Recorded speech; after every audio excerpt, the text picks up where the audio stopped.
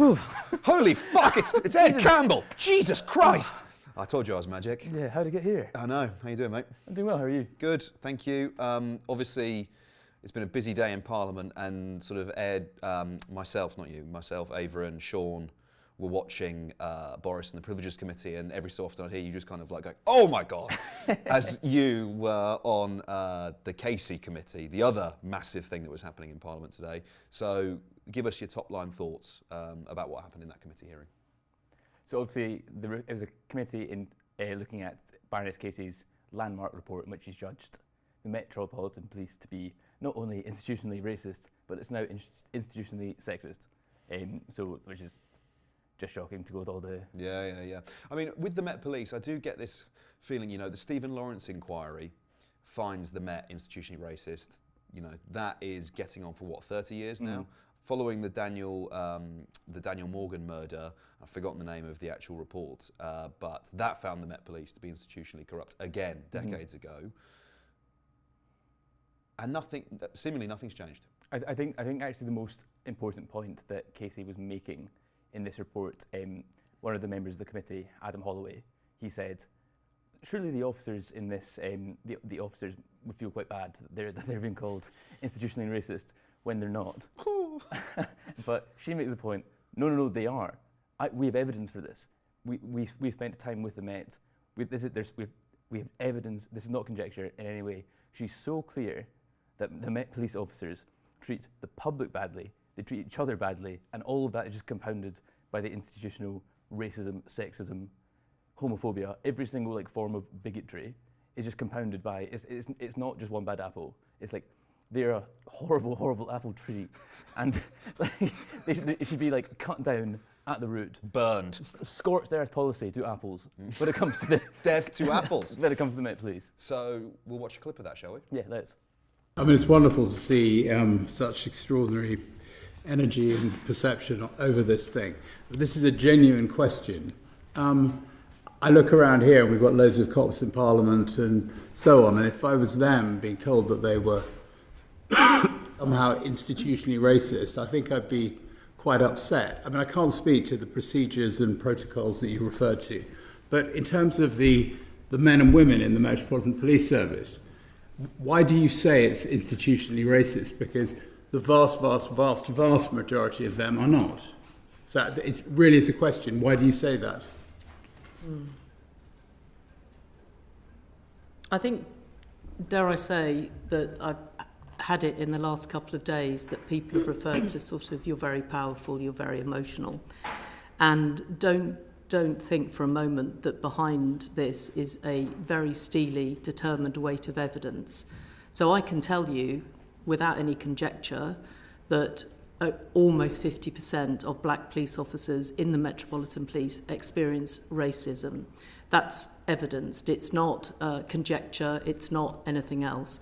I can tell you all of those statistics. I can tell you, for example, that and you should worry about this as a Home Affairs Select Committee, that in 95% of cases in the Metropolitan Police of police-perpetrated domestic violence, only 95% proceed.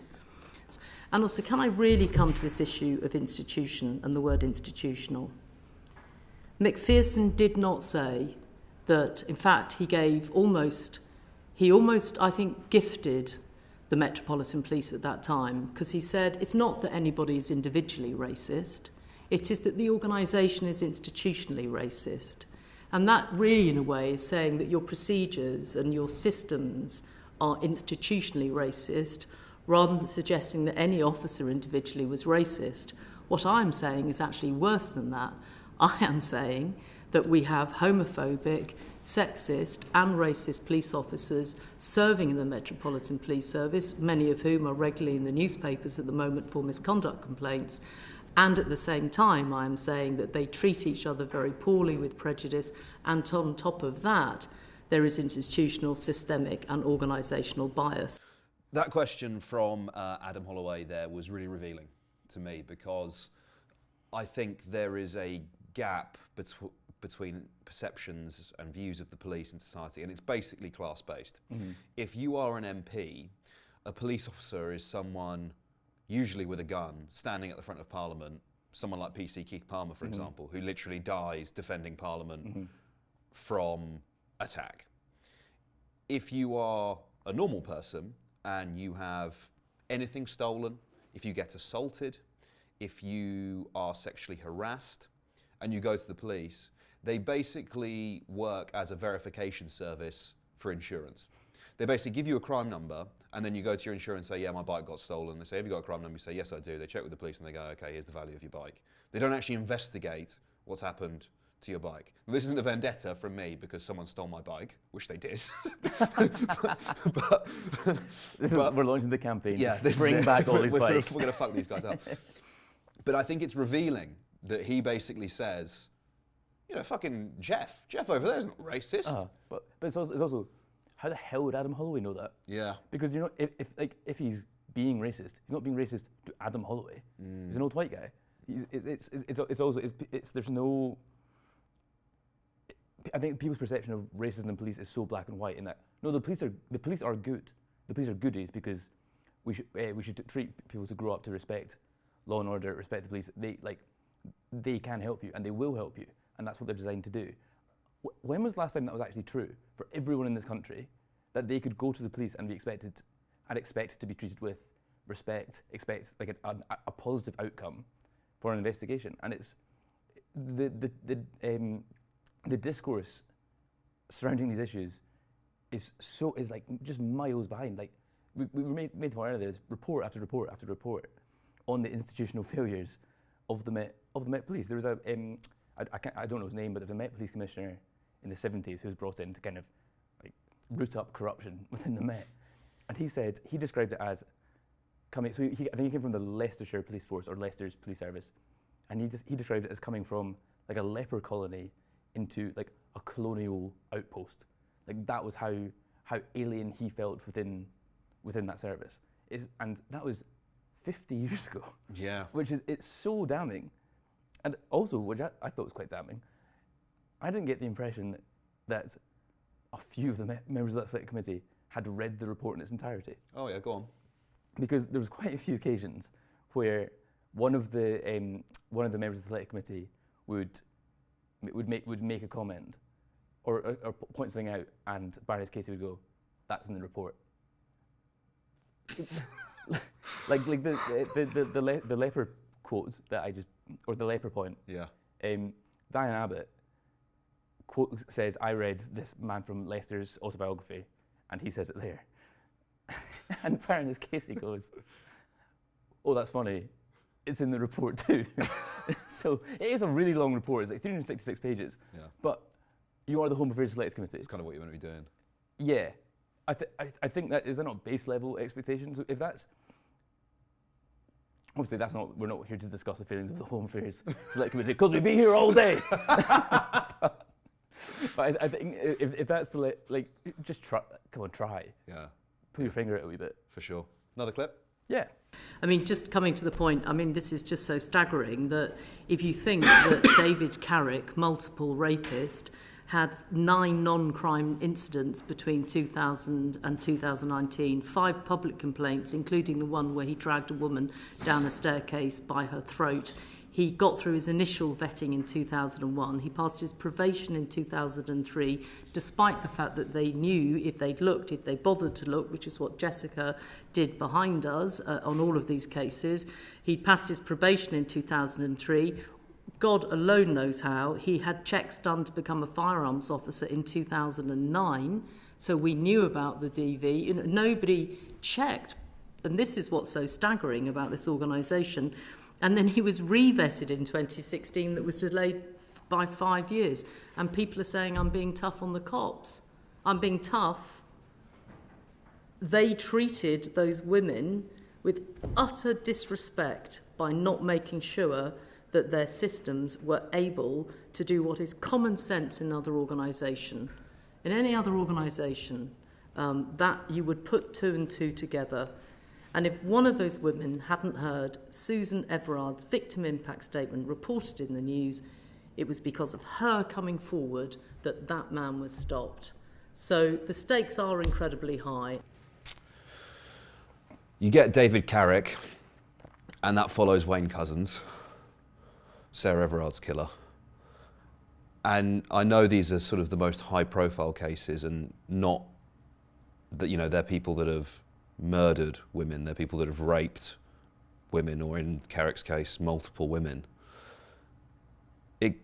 The point that Casey's making there, right, is it's not a few bad apples, right? No, it's not. Well, there's, I think there's something like 800 serving Met Police officers that are currently under investigation. I think it might be more than that.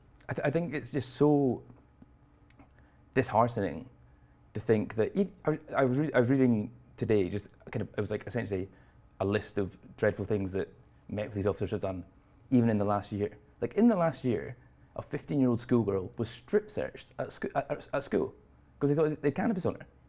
Like, and that's not, and it's no comment on you, but that didn't spring to your mind because of the murder and like, the murders and rapes. Like, it's where do you even begin to start? And I think there's another really important point that Baroness Casey is making about David Carrick, is that David Carrick would likely still be at large if Sarah Everard hadn't been murdered by another police officer. Because if it was Sarah Everard's mother's victim impact statement that prompted another woman who'd been terrorised by a police officer to come forward, it's not like the police were investigating it. It's just so disheartening. I think I honestly feel like they sort of they're intoxicated by the power they have. I think if I was to look at, you know, this is completely anecdotal, just like conjecture by me, but, you know, if you were someone who was, let's say, bullied at school, or, you know, never had much authority, wasn't particularly popular, and you discover there's a career you can go to where you basically get to tell people what to do, and, you know, you talk to an array of activists about how the police behave at protests, and without legal observers there, the kind of stuff they do, which is essentially, you know, in some cases, fabricate outright lies in order to charge people. If you look at the Spy Cops scandal, where undercover police officers started sexual relationships with women to gather information on them, their crime was being part of environmental groups, you know, being organising protests. In some cases, they fathered children with the women. It's mind-bending, the abuse of power that's perpetrated by these people. You know, I'd be interested to hear what you say, but, you know, myself, definitely not, and I wouldn't advise my female friends if they felt vulnerable or in, you know, difficult. I wouldn't say, "Oh, is there a police officer nearby? Can you go and speak to a police officer?" Even like, I've had very limited interactions with the police, and it's mostly been in like a professional capacity. And I found every single interaction incredibly frustrating. And I know, like, in the grand scheme of things, that is so low down in the bad things that the Metropolitan Police have done, or like the police have done in general. But they're not helpful. When I've interacted with them, I've not found them to be helpful. I found them to be almost an obstacle in anything that we do. Yeah, I've been on a few like ride-alongs when they're sort of kicking in the doors of suspected drug dealers, and the blokes that like run in and charge in and like, you know, arrest people all seem like fairly normal people. I know people on a personal level from different levels of the Met Police, and, you know, from junior to like very senior police officers, all of whom, you know, I think are like normal people. But that doesn't discount, you know, how many times is a serving Met Police officer going to be found guilty of raping someone? Like how many? For it to happen once. Yeah. Do you know what I mean? And I think this is really revealing, actually, because I don't think we should be applying the sort of like minimum standards of like morality that you apply to anyone in everyday life to the police force. I think they should be the example. It's like, if one police officer in 100 years rapes someone, it should be like that. There should be wide scale review, and instead you're talking about, I think in some instances I saw someone reporting it's like more than 1,000 cases of like sexual harassment, or you join and you put it into a WhatsApp group where someone's nickname is the rapist. Yeah, exactly. Yeah, it's thoroughly depressing, and it's clear that from top to bottom the Met Police needs sorting out. Yeah, bang on.